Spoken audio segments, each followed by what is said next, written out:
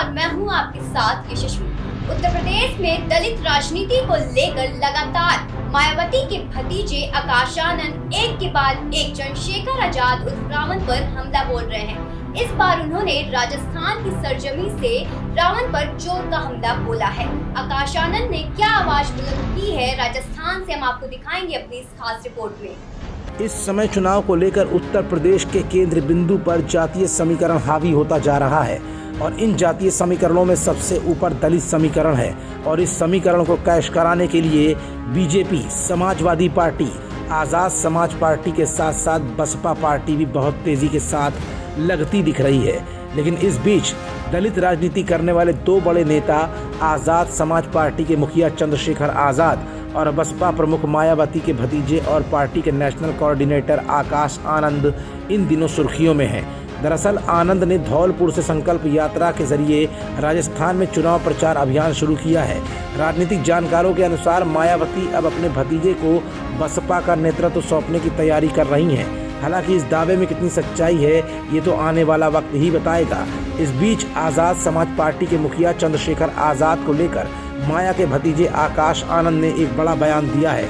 दरअसल आकाश ने चंद्रशेखर के पॉलिटिक्स करने के स्टाइल पर ही सवाल खड़े कर दिए हैं। आकाश ने कहा है कि चंद्रशेखर आजाद उर्फ रावण की पार्टी आजाद समाज पार्टी और बसपा का लोगों को न्याय दिलाने का तरीका बहुत अलग है।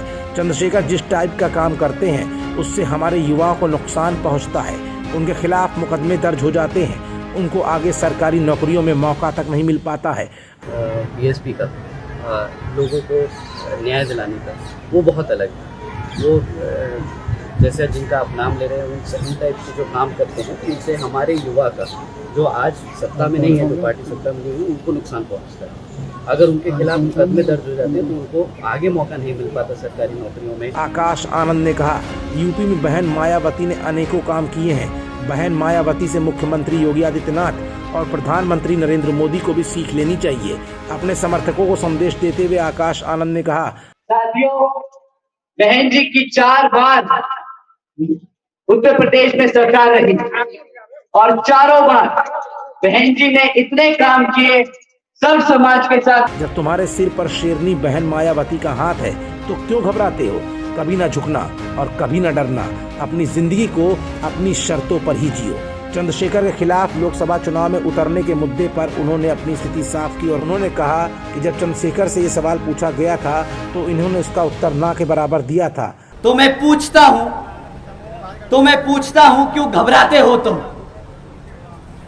मैं पूछता हूं क्यों डरते हो तुम?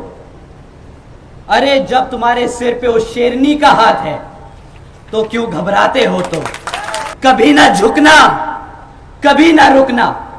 अपनी जिंदगी को अपनी शर्तों पे जीने वाले हो तुम। अब आप बताइए कि आपका क्या रुझान है? आकाश ने कहा, ये तो फिलहाल वक्त ही बताएगा चंद्रशेखर के खिलाफ वो चुनाव लड़ते हैं या नहीं।